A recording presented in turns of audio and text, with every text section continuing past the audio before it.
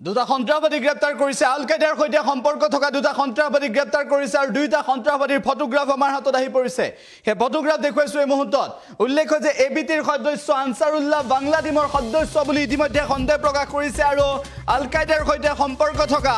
এই দুটা সন্ত্ৰাসবাদী গ্ৰেপ্তাৰ কৰিবলৈ সক্ষম হৈছে এই দুটা সন্ত্ৰাসবাদী গ্ৰেপ্তাৰ কৰিছে সেই সন্দৰ্ভত আমি আপোনালোকক জনাইছো উল্লেখ যে ভাৰতত অবৈধভাৱে প্ৰৱেশ কৰিছিল বাংলাদেশৰ এই সন্ত্ৰাসবাদী দুটাই অবৈধভাৱে প্ৰৱেশ কৰিছিল আৰু ইয়াৰ পৰৱৰ্তী সময়ত আনসাৰুল্লাহ বাংলাদেশৰ এই দুই সদস্য আল কায়দাৰ সৈতে কেনেদৰে জড়িত হৈ আছে কেনেদৰে সম্পৰ্ক আছে আৰু কেনেদৰে আহি ভাৰতত ভুৱা আধাৰ কাৰ্ড আৰু পান কাৰ্ডৰ জৰিয়তে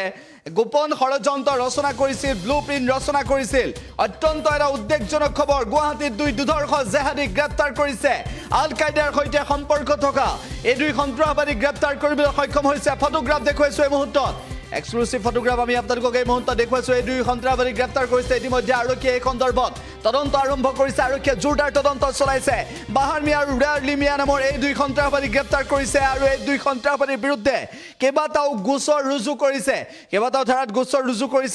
ধাৰাত গোচৰ ৰুজু কৰিছে এই দুই সন্ত্ৰাসবাদীৰ বিৰুদ্ধে অবৈধভাৱে ভাৰতত প্ৰৱেশ কৰি ভুৱা আধাৰ কাৰ্ড আৰু পেন কাৰ্ডৰ জৰিয়তে কেনেদৰে ব্লুপ্ৰিন্ট ৰচনা কৰিছিল আনসাৰুল্লাহ বাংলাদেশৰ সদস্যই কেনেদৰে আল কায়দাৰ সৈতে সম্পৰ্ক ৰাখিছিল আৰু আল কায়দাৰ সৈতে সম্পৰ্ক ৰখা এই দুই সদস্যক অসম আৰক্ষীয়ে গ্ৰেপ্তাৰ কৰিবলৈ সক্ষম হৈছে গুৱাহাটী ৰেল ষ্টেচনৰ পৰা অভিষেক জনাইছো এই মুহূৰ্তত গুৱাহাটী ৰেল ষ্টেচনৰ পৰা গ্ৰেপ্তাৰ কৰিছে অসম আৰক্ষীয়ে এই দুই সন্ত্ৰাসবাদী গ্ৰেপ্তাৰ কৰিছে এটা উদ্বেগজনক খবৰ আমি আপোনালোকক জনাইছো যে দুই সন্ত্ৰাসবাদী গ্ৰেপ্তাৰ কৰিছে আনসাৰুল্লাহ বাংলাদেশৰ সৈতে সম্পৰ্ক থকা আনসাৰুল্লাহ বাংলাদেশৰ সদস্য আৰু আল কায়দাৰ সৈতে জড়িত এই দুই সন্ত্ৰাসবাদী গ্ৰেপ্তাৰ কৰিবলৈ সক্ষম হৈছে এটাৰ নাম বাহাৰ মিয়া বুলি জানিব পৰা গৈছে আনটোৰ নাম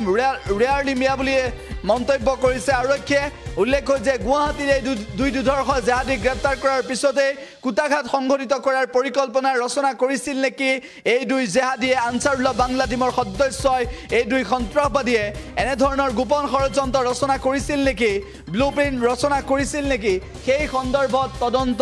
অব্যাহত আছে আমি সেই সন্দৰ্ভত আপোনালোকক জনাইছো যে আনসাৰুল্লাহ বাংলাদেশৰ সদস্য বুলি জানিব পৰা গৈছে কেৱল সিমানেই নহয় গুৱাহাটীৰ এই দুই দুধৰ্ষ জেহাদীক গ্ৰেপ্তাৰ কৰাৰ পিছত ন তথ্য পোহৰলৈ আহিছে এই তথ্যসমূহৰ ভিতৰত যে দুই দুধৰ্ষ জেহাদী আনসাৰুল্লাহ বাংলাদেশৰ সদস্যৰ লগতে আনসাৰুল্লাহ বাংলাদেশৰ সদস্যৰ লগতে আমি আপোনালোকক এই মুহূৰ্তত জনাইছো বাহাৰ মিয়া আৰু ৰেয়াৰলি মিয়া নামৰ এই দুই